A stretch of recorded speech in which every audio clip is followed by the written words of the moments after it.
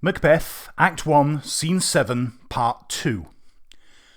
At the end of Macbeth's soliloquy, he is unable to get any further after reflecting upon the fact that ambition could, if taken too far, bring about his downfall.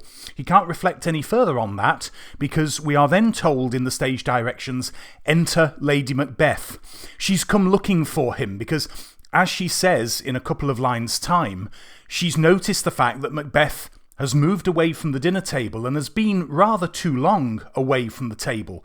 So she's chasing up to find out what he's doing, and again, that very much suggests that she is the dominant one at this moment in time in the relationship. You know, her husband should not have to explain his whereabouts. He should not have to justify why he's done what he's done.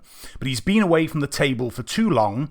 In terms of the plot, of course, we assume that Macbeth and Lady Macbeth have already spoken about the idea of murdering Duncan. If Macbeth is away from the table for too long, it might arouse suspicion, which is also another explanation as to why she goes looking for him. When she finds him, it's Macbeth who speaks first. How now? What news? It's almost like he's been caught by surprise. He's not expected his wife to come looking for him, and he has to break off from his private reflections in order to speak to her. Lady Macbeth says, "He has almost supped. Why have you left the chamber? He, Duncan, has almost finished his dinner. Why have you left the dining room?" Macbeth asks, "Hath he asked for me?" Lady Macbeth replies, "No, you not he has." So clearly Duncan has also noticed that Macbeth has been away from the table for quite a while now, and he's wondering what's happened to him. We're not expected to infer from this that Duncan is in any way suspicious of Macbeth's absence from the table. He's just interested to know where his host has got to. Macbeth then says this, "We will proceed no further in this business. He hath honoured me of late, and I have bought golden opinions from all sorts of people, which would be worn now in their newest gloss, not cast aside so soon." The first line of this section demonstrates that in his own mind, Macbeth has decided that he will not go through with the murder of Duncan. We will proceed no further in this business. Now, that word "we" once again is open to interpretation here. When he says "we," is he talking about he and his wife, or is he once again using that royal "we" and being presumptuous, using the language of a king, even when he isn't king yet? Either way, he appears to be putting his foot down here and telling his wife, no, we are not going to murder Duncan. What he says next, though, is again open to evaluation and interpretation from the audience. I'd be interested to know what your opinion is of Macbeth's character based on the excuse that he gives his wife here. Remember that in his soliloquy, Macbeth actually came up with some very good reasons why he shouldn't murder Duncan. And all of them were really quite noble and virtuous reasons. For example, I'm his loyal subject. Loyal subjects don't go round murdering their king. I'm his host at this party. I'm supposed to be protecting him, not killing him. He also suggests that Duncan is an almost saintly king, and therefore there is no excuse for getting rid of him because he looks after his people and Scotland well. And yet, despite the fact that they are all noble reasons, this is the reason he gives to his wife for not going ahead with it. He hath honoured me of late, and I have bought golden opinions from all sorts of people, which would be worn now in their newest gloss, not cast aside so soon. Put straightforwardly, everybody thinks I'm brilliant at the moment. I'm rather enjoying being the centre of attention thanks to this new honour that Duncan has given me with this new title, the Thane of Cawdor. People think that I've been brilliant in the battle. I want to enjoy that. If I then go around murdering the king and it's discovered, my reputation will be ruined. To me, that excuse clashes with the more noble and virtuous reasons that he gave in his soliloquy. That's why I suggest that there's a degree of evaluation needed here. What is this saying about Macbeth's character? Does it reveal that actually he is quite shallow and selfish? Or, and again, I'm not trying to necessarily influence your interpretation, but of the two that I'm about to put forward, I think this one carries a little bit more weight. Is he just saying this to Lady Macbeth because she would not understand the more noble and virtuous reasons for not killing Duncan? If he said to her, "Oh no, as a loyal subject I shouldn't really be doing this," or "Duncan's a saintly king, we haven't really got any justification for killing him," would that sound weaker than the more selfish reason, "I'm really enjoying being liked at the moment and I'm really enjoying having a good reputation and I don't want to throw that away"? Just before we move on, another little side issue. Do you remember how earlier in the play, particularly in Act 1, Scene 3, we had these clothing metaphors used by the characters? There's another one here when Macbeth talks about the golden opinions that he's received from people which would be worn now in their newest gloss, when they're all new and shiny, not cast aside so soon. Remember, the idea of clothing metaphor could be symbolic of the idea of deceit, deception and betrayal in the play. Now we come to one of the next most important parts of this scene, which is where Lady Macbeth now has to work to try to change Macbeth's mind. He's standing up to her and saying, "No, we're not going to murder Duncan." So now we see Lady Macbeth at her most cunning and resourceful as she tries to use a variety of techniques to persuade Macbeth to change his mind. This is how she starts. "Was the hope drunk wherein you dressed yourself? Hath it slept since, and wakes it now to look so green and pale at what it did so freely? From this time such I account thy love. Art thou afeard to be the same in thine own act and valour as thou art in desire? Wouldst thou have that which thou esteemest the ornament of life, and live a coward in thine own esteem, letting I dare not wait upon I would like the poor cat in the adage?" So what's going on here? Lady Macbeth is attempting to persuade her husband to change his mind by emasculating him. Now, this is a key term and a key piece of vocab for you to use. Emasculation has two meanings, really. In a more general sense, it means to weaken something, to do or say something that weakens someone else or something else, usually someone. In its more specific application, you might notice, and when you see the word spelt, which you will have done on the screen at the beginning of this tutorial, emasculate almost contains the word masculine.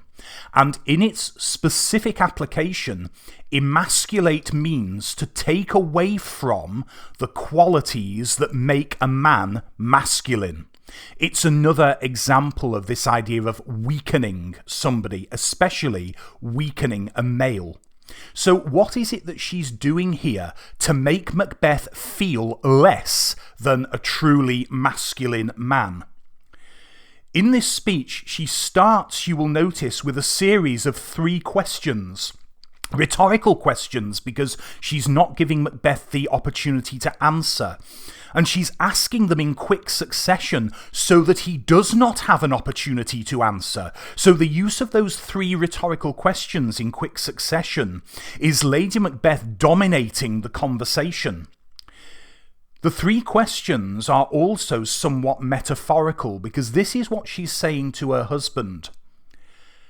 You are like a man who has been drinking, and when he's all full of alcohol, he's full of false confidence and boasts, and you're saying that you're going to do all of these great things.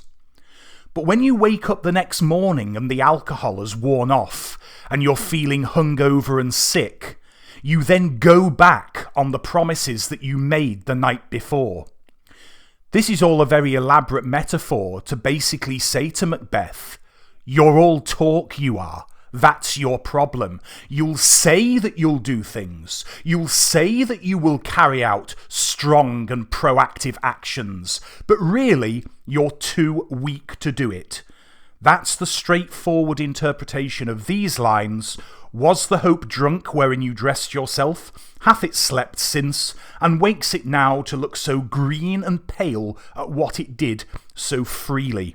Notice how again we've got a reference to a clothing metaphor, wherein you dressed yourself. That helps again to communicate that idea that you've said you're going to do these things. You say you're going to take strong action. You've promised me that you will kill the king, but that was all for show. You didn't really mean it. You're like a drunk who can't take his alcohol and also can't go through with the boasts that he made when he was drunk the night before, when he wakes up sober and hungover the next morning. Then she uses a clever technique of emotional blackmail. She says to him, "From this time such I account thy love." In other words, how can I be sure that you really love me? If you've said that you'll do one thing and gone back on it, then that suggests to me that you can't really be trusted. So how can I trust that you really love me? She's doing this on purpose. She's trying to emotionally blackmail him by suggesting that he doesn't really love her, that he said that he loves her, but he doesn't really. And of course, this is designed to psychologically work on Macbeth because we know that at this point in the play they have a strong relationship. And now she's calling that into question. She goes on, "Art thou afeared to be the same in thine own act and valour as thou art in desire?" This is a variation on what she's already said, but it's pretty much the same thing. Are you afraid to act? You have this desire for power, you have this desire to become king, but actually you're frightened to do anything about it. Wouldst thou have that which thou esteemest? Would you want, don't you, this thing that you have the ambition for, that you esteems? You want the ornament of life, you want the kingship, the crown, and live a coward in thine own esteem. Now, there's a lot, obviously, to comment on in terms of the techniques that Lady Macbeth uses in this short but important speech. But to me, the most important word in this speech is when she calls Macbeth a coward. Now, this is really where we see her being quite cruel in her emasculation. She's already suggested he's all talk and empty boasts. But when she calls him a coward, that really is attempting to emasculate him, weaken him, and take away the things that he's proud of in his masculinity. Because I think it is fair to say that for all of his faults and for all of the evil that he goes on to commit, if there's one thing that Macbeth is not, it's a coward. Think about the fact that earlier in this act, we have been told how bravely Macbeth fought to save the kingdom of Scotland from rebellion and invasion. We're given the impression that Macbeth pretty much single-handedly saved the kingdom on this day, and Lady Macbeth goes so far as to call him a coward. She's actually playing a very dangerous game here, because remember, although we've been given the impression that the relationship between Macbeth and Lady Macbeth is pretty much one of equality, my dearest partner of greatness, he called her in Act 1, Scene 5. And although there are times when it seems that she's the dominant one in the relationship, she is playing a dangerous game by calling her husband a coward. This great and respected warrior, she is calling a coward. Bear in mind, she's doing this deliberately. She's not being reckless here. She knows what she's doing. She's deliberately calling him a coward to try to get him to change his mind. at the end of this speech, and this is arguably the bit that can be most problematic for a 21st century audience member. What is it she's talking about here? Just to connect what she says with what she's just said. And live a coward in thine own esteem, letting I dare not wait upon I would, like the poor cat in the adage. What she's referring to here is a proverb. Remember, proverbs are often stories that contain some sort of wisdom and potentially a moral lesson.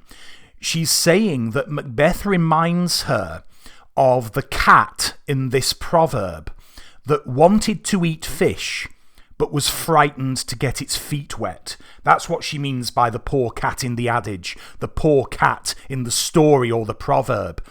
It wanted something, fish, and it wanted it really badly, but it was frightened to get its feet wet. Therefore, it never got the fish that it wanted and had to go without. And she's saying that her husband reminds her of that cat. You want the kingship, you want the crown, but you're actually frightened to take the action that will allow you to get it. This attempt at emasculating Macbeth gets a reaction. Look at what Macbeth says. Prithee peace, I dare do all that may become a man, who dares do more is none. Prithee peace, when written down, actually seems a rather tame response, but actually, if you see this scene performed well, Macbeth is actually very angry here. Prithee peace actually means shut your mouth. It is like he is saying to her, how dare you speak to me like that? How dare you question my masculinity? What he's saying here is that actually the masculine thing to do, the right thing to do, is not to stoop to murder. He's standing up for himself here. Although Lady Macbeth seems the dominant one in the relationship, he is standing up to her again here and saying, no, actually you're wrong, shut your mouth. I am making the strong masculine decision not to murder Duncan. Now, in this scene, I would suggest that we see Lady Macbeth at the height of her powers. We will never see her as cunning and as strong again in the rest of the play. She's got a rise out of her husband. She's provoked him to anger. But in this next section, she doesn't go on emasculating him. She actually changes tactic. Now, instead of emasculation, she starts to flatter him. This is what she says. What beast was it then that made you break this enterprise to me? When you durst do it, then you were a man, and to be more than what you were, you would be so much more the man. Nor time nor place did then adhere, and yet you would make both. They have made themselves, and that their fitness now does unmake you. I have given suck, and know how tender 'tis to love the babe that milks me. I would, while it was smiling in my face, have plucked my nipple from his boneless gums and dashed the brains out had I so sworn as you have done to this. There's quite a lot in this short speech that we need to unpack, so let's start at the beginning. I want you to notice that in her previous speech, Lady Macbeth called Macbeth a coward. She changes tack here and actually uses a word which is almost the opposite of coward. She says to Macbeth, "What beast was it then that made you break this enterprise to me?" Rather than call Macbeth a coward here, she calls him a beast. Now, she's meaning this in a flattering way, because the idea of a beast suggests strength and power, courage and masculinity. So, having called him a coward, she now calls him a beast to try and flatter him, if you like. Another way that she flatters him is by the question that she asks. Look at it. What beast was it then that made you break this enterprise to me? I think this is a rather interesting example of, I suppose we'd call it reverse psychology, because what she does in this question is she suggests that it was Macbeth that came up with the plan to murder Duncan in the first place. That's what she means by this enterprise. What beast, what brave monster, if you like, was it that made you come up with this plan and share it with me? And yet we know really that it's Lady Macbeth that's been pushing the plan to murder Duncan, not Macbeth. And so she makes it seem like it was his idea in the first place, flattering him and suggesting that he was intelligent and strong and brave to come up with the plan. In these next lines, when you durst do it, then you were a man, and to be more than what you were, you would be so much more the man. Essentially what she's saying here, when you dared do it, when you came up with this idea to murder Duncan, then you were a man. You were showing great strength when you came up with this enterprise. When she's talking here about to be more than what you were, you would be so much more the man. She's saying ambition's a good thing. To have ambition is masculine and strong. And so now what you've got to do is you've got to be strong enough to realise that Duncan being here in this castle tonight gives you the perfect opportunity to kill him and gain the ambition that you want. But she's also partly criticising him as well. She says they have made themselves and that their fitness now does unmake you.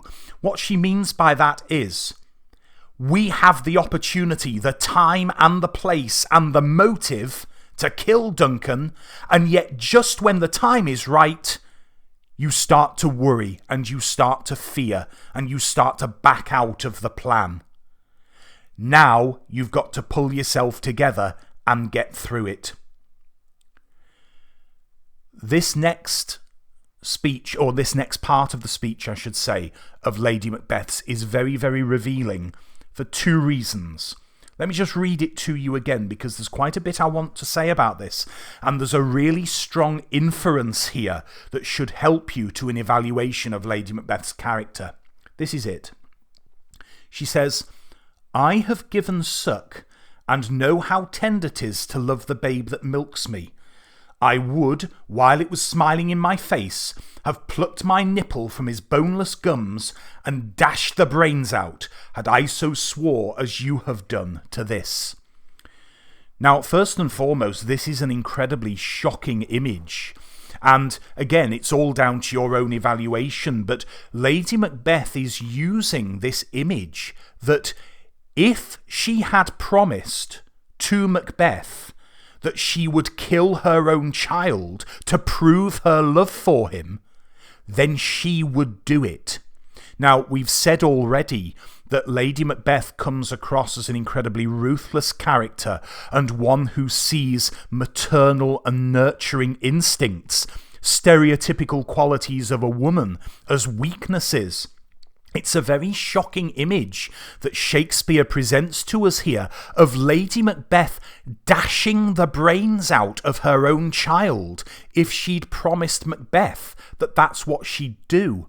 It's violent and it's gruesome and it's bloody. What she's actually trying to do in this speech is she's trying to prove to Macbeth, I would do anything for you. I would kill my own child for you.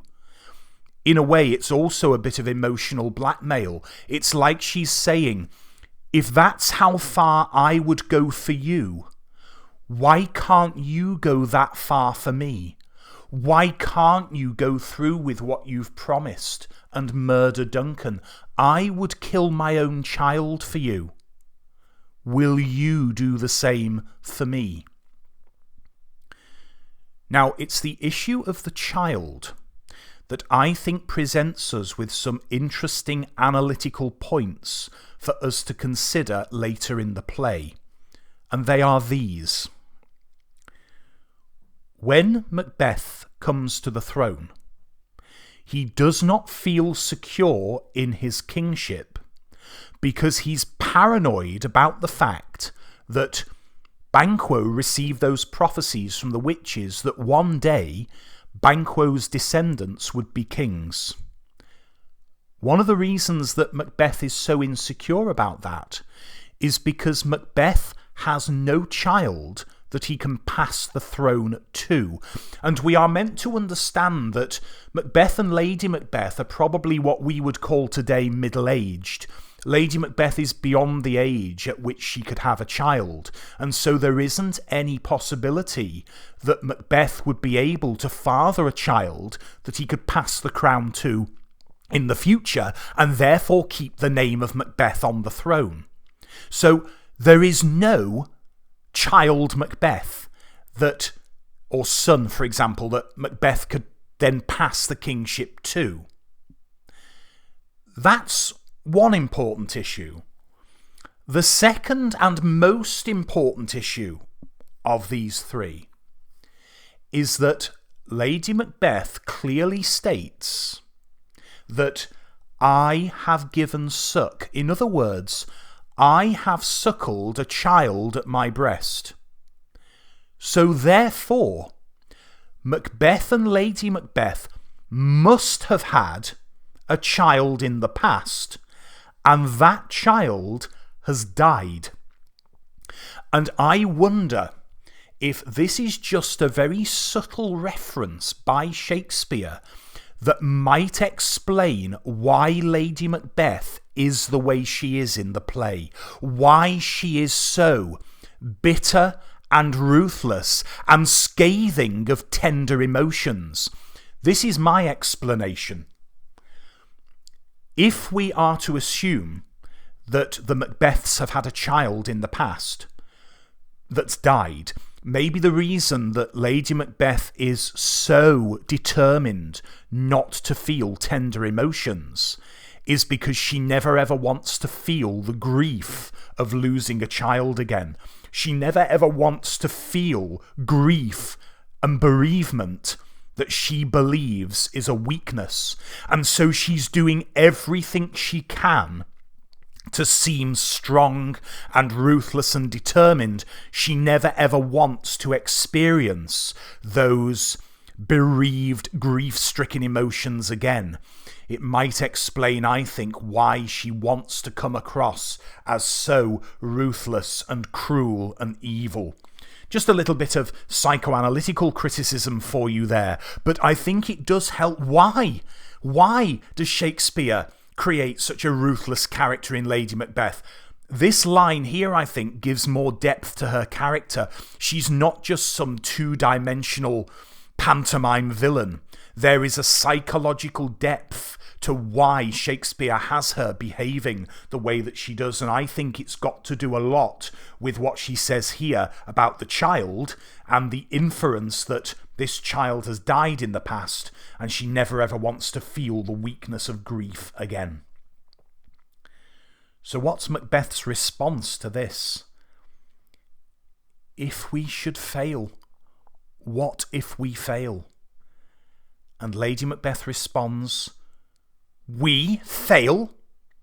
Now, here's an interesting point. Well, I think it's interesting. You might think this is just being incredibly pedantic, but in some editions of the play, the punctuation mark at the end of Lady Macbeth's we fail is different. In the edition that I have in front of me here, it's a question mark. Lady Macbeth says, we fail? Macbeth's just considered what happens if we fail. We fail, with the question mark, suggests that's not going to happen. How on earth could we fail? In some editions, it's an exclamation mark, so the line is read as, we fail. In other words, we'll try, and we'll go through with it, and if we fail, and we'll just have to accept the consequences. Either way, whether your edition has the question mark or the exclamation mark, I think both of those show that Lady Macbeth is not frightened of the consequences and is determined either way. We fail, there's that determination that that's not going to happen. We fail, there is a strength there that says, well, we'll go through with it anyway. In other words, we're not going to back out of this. Having resorted to emasculation and then flattery, Lady Macbeth now uses a third tactic, and I call this Third tactic, the plausible explanation. Here it goes. We fail, but screw your courage to the sticking place, pull yourself together, and we'll not fail. When Duncan is asleep, were to the rather shall his day's hard journey soundly invite him, his two chamberlains will I with wine and wassail so convince that memory, the warder of the brain, shall be a fume, and the receipt of reason a limbeck only. When in swinish sleep their drenched natures lie as in a death, what cannot you and I perform upon the unguarded Duncan? What not put upon his spongy officers, who shall bear the guilt of our great quell? So what Lady Macbeth does here is she puts forward a plausible explanation or a plausible plan as to how they could get away with the killing. And what she is saying is this: we can frame the two chamberlains, the two guards on Duncan's chamber. What we will do is So Lady Macbeth plans to be proactive in this plan. She doesn't intend to just sit back and let Macbeth get on with it. I will, with wine and wassail, so convince that memory, the warder of the brain, shall be a fume. What I will do is, at some stage tonight, I will visit the guards outside Duncan's chamber, and Duncan, because he's had a hard day, will be sound asleep inside, and I will get the guards drunk with wine and wassail, with wine and partying. I will get the guards so drunk, their nature will be so drenched, they will become like sponges, spongy officers. They will soak up all of this alcohol that they'll pass out. And in the morning when they wake up, their memory will be like a fume. In other words, they'll be so drunk and hungover that they won't remember what happened the night before. Incidentally, if you're wondering what she's going on about when she talks about the receipt of reason a limbeck only, a limbeck is a sort of scientific flask which alchemists used to use in their experiments. Alchemists were really interested in the idea of the elixir of life, immortality, or turning ordinary metals into gold. They never succeeded, obviously. But what Lady Macbeth is saying here is that their memories will be like an empty alchemist's flask. They just won't remember anything because they will be so drunk. If these guards are completely drunk, what cannot you and I perform upon the unguarded Duncan? They will be passed out outside the chamber, and then you will easily be able to get into Duncan's room and kill him. And she says at the end of the speech that these spongy officers shall bear the guilt of our great quell. We can frame the officers and make it look like they have done it. Now, it is again open to interpretation which of Lady Macbeth's tactics have been the most convincing in helping Macbeth to change his mind. But change his mind he does. Remember that in his soliloquy at the beginning of this scene, he suggested that if he was able to get away with the killing of the king and there were no consequences, then he would do it.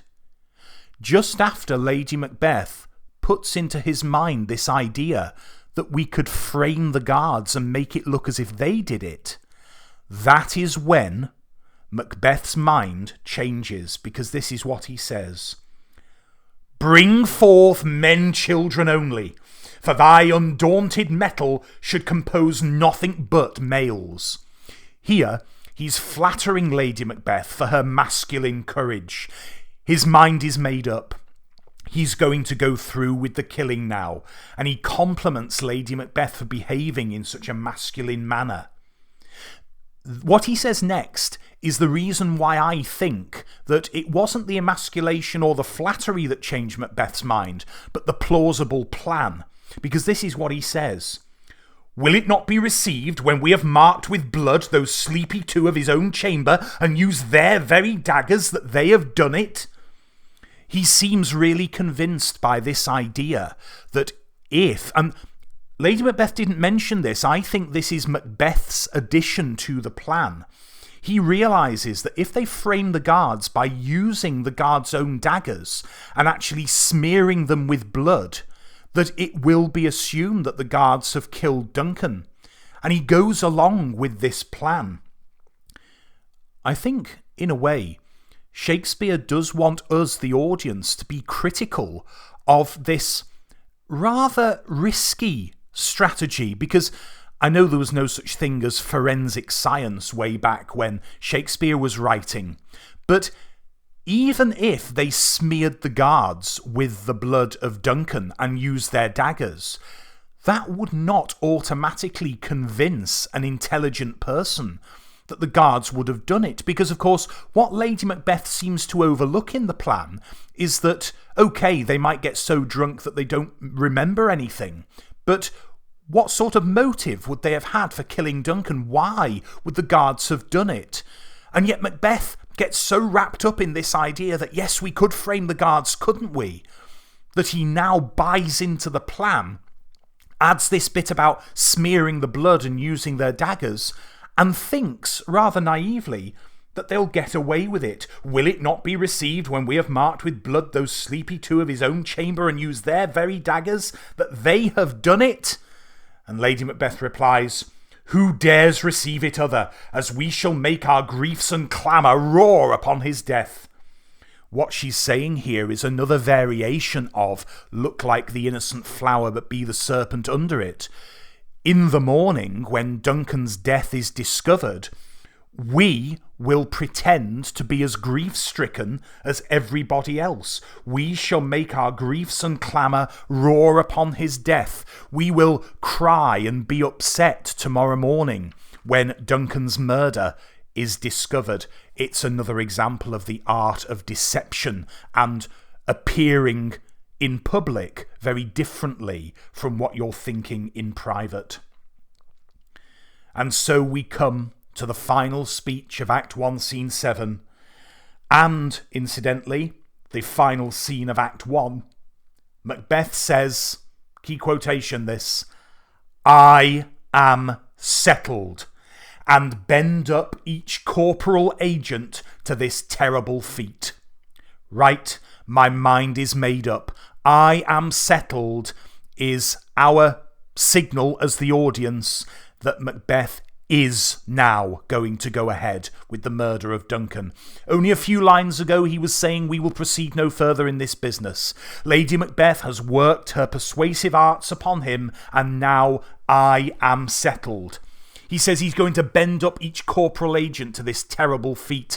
I'm going to draw on all of my faculties and power to make sure that this, he calls it terrible feat, this murder goes ahead.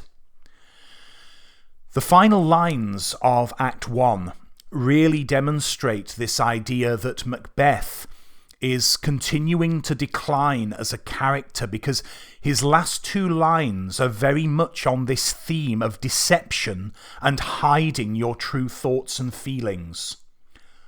Away and mock the time with fairest show. False face must hide what the fault heart doth know. Key quotations those. False face must hide what the false heart doth know.